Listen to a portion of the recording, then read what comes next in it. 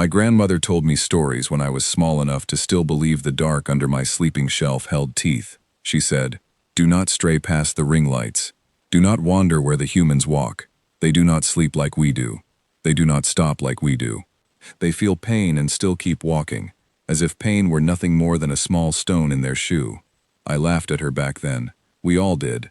My people, the Thren, had lived beside the human compact in peace for 400 years. Peace has a strange power. It can turn old nightmares into bedtime stories, and old monsters into soft toys. My younger cousins even had small dolls shaped like human soldiers, with wide smiling faces and eyes that blinked when you pressed them. We thought we had tamed the old fear by turning it into something small and harmless. I stopped laughing 11 days ago. My ship, the Kalor's Promise, was struck by loose debris near the Vane Ridge. The hit was small, but it was enough to crack open my escape pod stabilizer, and enough to send me falling toward a quiet, half-forgotten human world that most star maps barely remembered. I am Thren. We are not a weak people.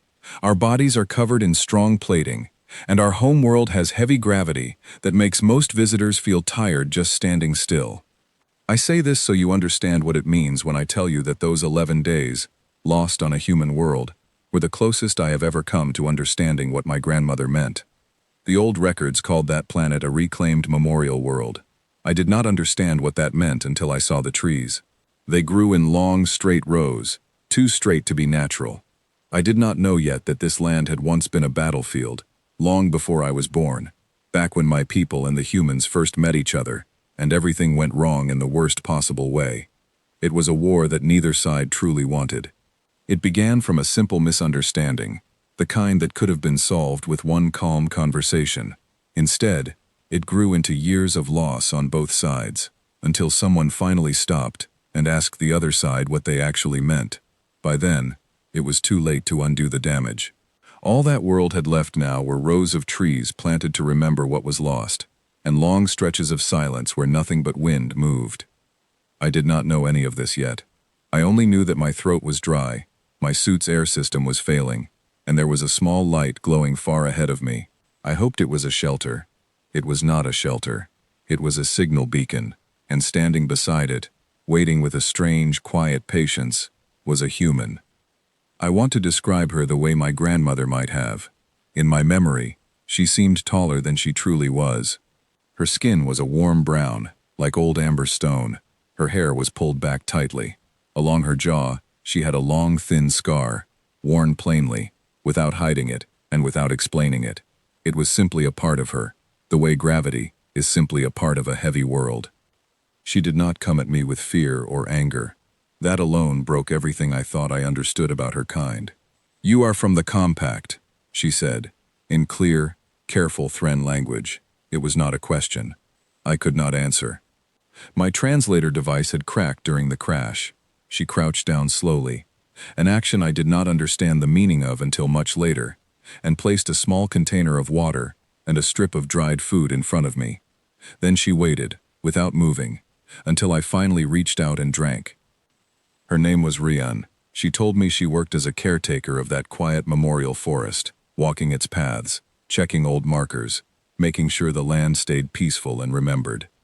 By her own people's standards, she said she was nothing special, just a ranger doing her job. She agreed to walk with me across that silent, strange, beautiful land, because the only working signal station that could reach compact space was many long days away, and because, as she told me on the second night by a small fire, I don't know how to leave someone behind. It's not something I know how to do. For 11 days, I watched her rest only in short bursts, waking each time fully alert, with no slow, drowsy moment in between, exactly the way my grandmother's old stories described. I watched her carry weight that should have been far too heavy for someone her size.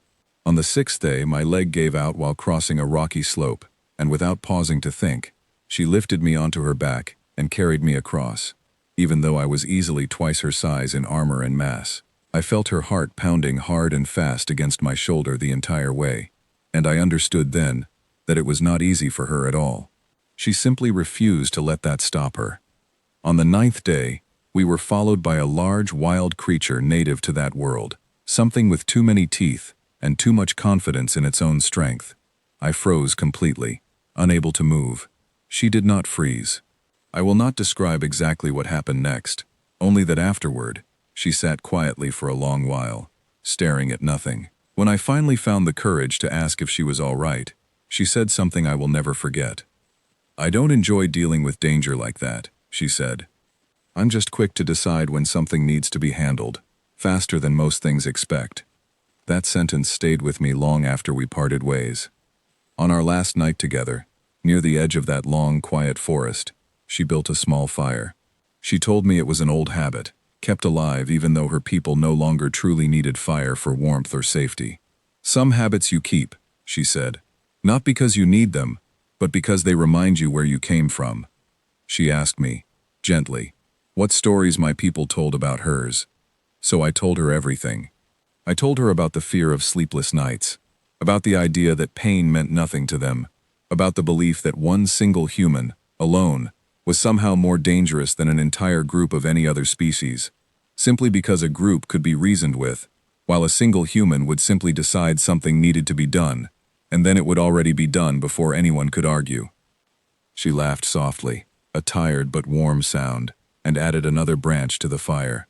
"Some of that is true," she admitted. "Not because we are monsters, though. It's because we are stubborn. We are slow to give up, even when giving up would be easier. We are often too proud to admit that something is supposed to be impossible, so we just keep trying anyway." She looked into the flames instead of at me. "The stories your grandmother told you, they are not false. They are just missing an important part. They forget the part where someone like me sits awake for 11 nights beside a stranger, simply because leaving them alone felt far worse than being tired." When the signal beacon finally reached my rescue ship at dawn, my people arrived quickly, weapons half raised out of old, inherited caution built over centuries of half-remembered fear. Rian simply raised both of her empty hands calmly and waited, completely unafraid, for them to realize there was nothing here to fear. I think she was wrong about one small thing. There was something worth noticing that day. It simply was not the thing any of us had been taught to expect. After I returned home, my grandmother asked me if the old stories had been exaggerated. I told her no. I told her they were simply incomplete. Humans do not easily stop. They do not rest when something truly matters. They will carry a stranger across dangerous ground and face down a threat without hesitation, and never once make that stranger feel like they owe anything in return. The old legends were not wrong. They simply forgot to mention that the very same person the stories called a monster could also, without asking for anything back, decide quietly that a stranger's life was worth saving. That part, I think, my grandmother would have liked best of all. In the months that followed my return, I found myself unable to stop thinking about those 11 days. My people welcomed me home with warmth and celebration, calling me lucky, calling me brave, for surviving alone on a forgotten human world. But I did not feel brave. I felt changed, in a way I struggled to explain to anyone who had not walked those long, straight rows of trees themselves. I requested permission to return to that memorial world, not as a stranded traveler this time, but as a visitor. It took many months of paperwork and patient waiting, but eventually my request was approved. When I stepped off the transport ship, the forest looked exactly as I remembered it, quiet and endless, with sunlight falling in soft lines between the trees. Rian was there to meet me, standing near the same beacon where we had first met. She looked exactly the same, calm and steady, as if no time had passed at all. "I wondered if you would come back," she said, a small smile touching her face. "I had to," I told her.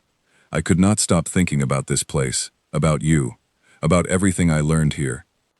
We walked together again, this time without danger following us, without my leg giving out, without dry throats or failing suits.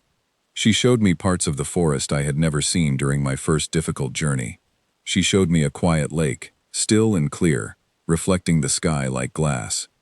She showed me an old stone marker, worn by weather, listing names from both our peoples, humans and Thren together, who had lost their lives in that terrible early war neither side had truly wanted.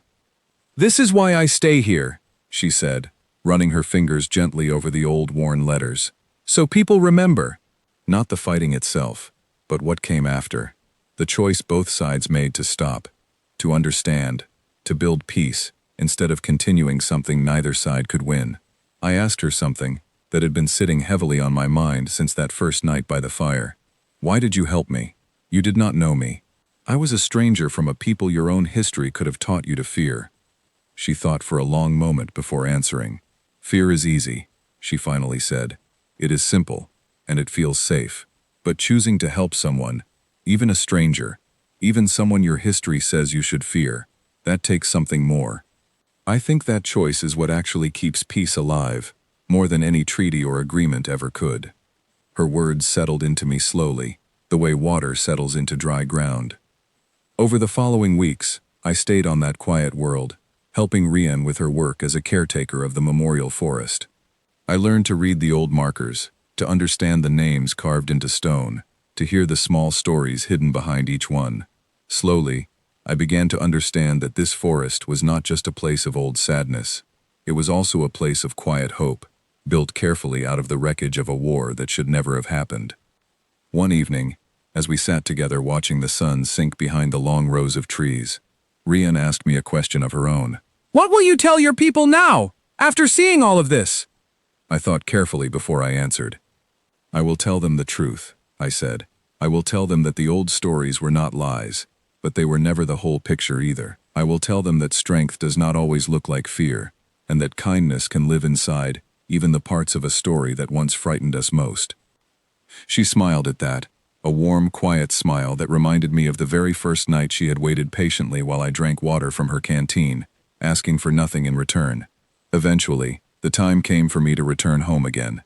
Standing at the edge of the forest, near the same beacon where our story had begun, Rian handed me a small polished stone from the lake we had visited together. Keep this, she said, not as a reminder of danger or of fear, but as a reminder that even the scariest stories can hide something gentle underneath, if you are patient enough to look. I have kept that stone ever since.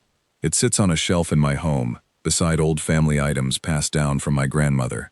Sometimes, when younger members of my family visit, they ask about it, curious about its plain, simple shape.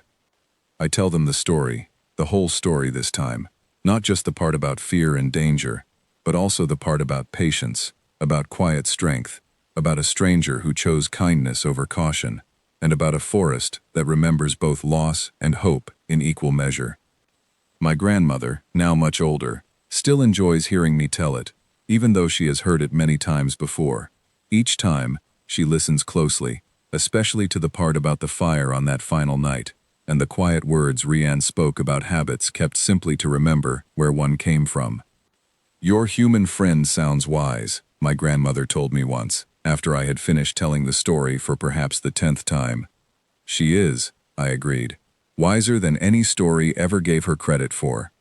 And so, the old legends continue in my family, but they have changed shape, softened at their edges, filled with new understanding.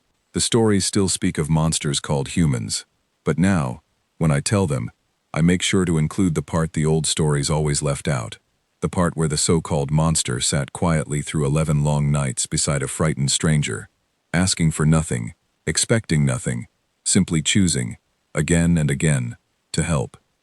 That, I have come to believe, is the truest part of the whole story.